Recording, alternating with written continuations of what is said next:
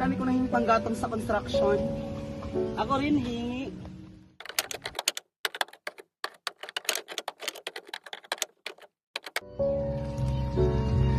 Bayang butong pakwan.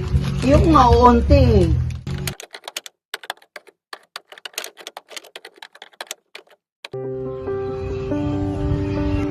Paglaki ko, magiging artista ako kagaya ni Nora Honor. Ako magiging seller. Magdadala ko ng maraming dollar sa tatay ko. Ako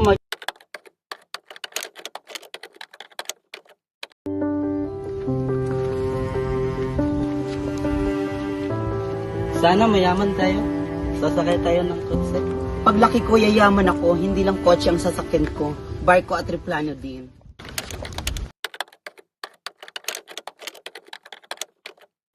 Pinado ako ng nanay ko. Ikaw kasi, ang tamad-tamad mo sa bahay. Tahanak, pinagdala kita ng panutsa. Sige nga, asan? Ba't mo ko pinagdala ng panotsa? Kasi paglagay ko, Sige nga, baka makalimutan mo paglaki mo. Ba't mo ko pinagdala?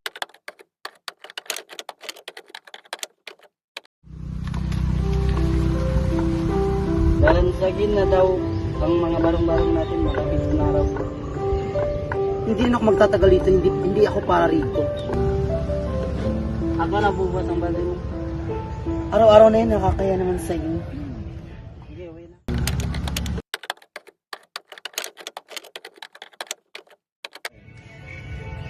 Mula bukas, may trabaho na ako.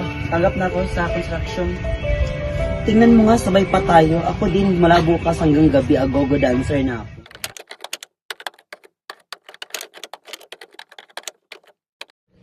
Huwag kang magdrama doon. Ayaw ko. Wala kang karapatan pagbawalan ako, hindi naman kita nobyo ah.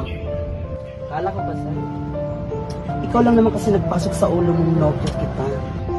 Sige, aaminin ko, mahalin kita. Pero pinangako ko sarili ko, utak ang pairalin ko.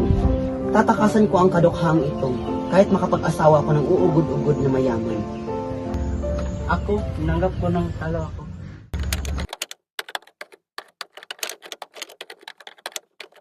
Wala naman akong pinag-aaral. Paano ako magiging sailor?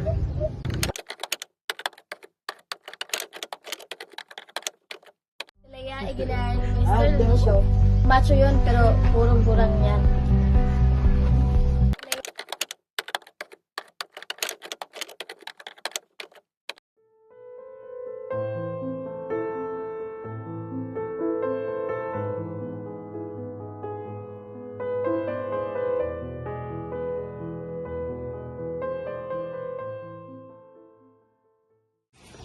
Halika Ninoy, sakay na't ihahatid kita.